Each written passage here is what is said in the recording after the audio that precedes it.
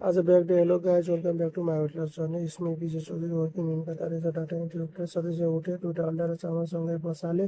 अनि फ्रेस हुनतिर लागे फ्रेस भएर आएपछि अन्डा बोइल र चामल पाकिसकेको रहेछ त्यसपछि प्याकिङतिर लागे बिहान ड्युटी भएको हुनाले ब्रेकफास्ट लन्च अनि पुरी तिनटै प्याक गरेँ आज ब्रेकफास्टमा दुईटा बोइल एग 60 ग्राम सानो एप्पल थियो र विथ कफी थियो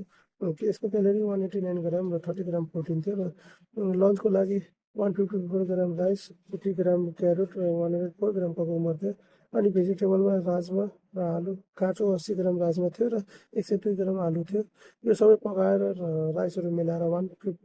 525 क्यालोरी र 22 ग्राम प्रोटिन थियो अनि स्न्याक भनौँ या फेरि वर्कआउट मिल भनौँ 1 स्कुप भए प्रोटिन र 40 ग्राम ओट्स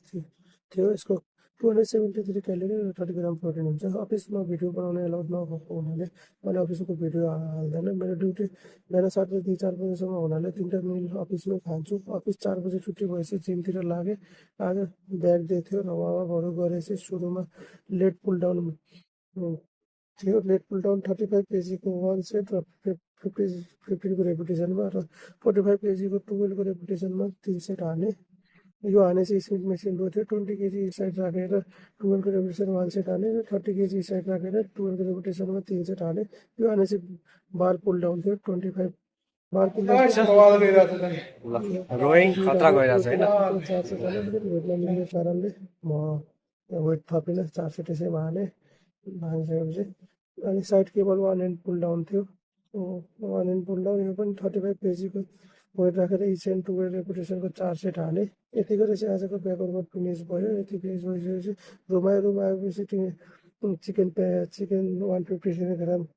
गरेँ र 15 ग्राम सोयाबिन र 30 ग्राम चना थियो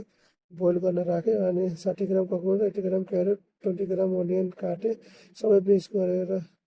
सलाद बनाएर खाएँ र यसको टोटल क्यालोरी 522 ग्राम थियो र 52.2 ग्राम प्रोटिन थियो यति गरेपछि आजको मेरो क्यालोरी इन्टेक 1670 र 134 ग्राम प्रोटिन यति गर्दै thank you guys for watching see you tomorrow bye by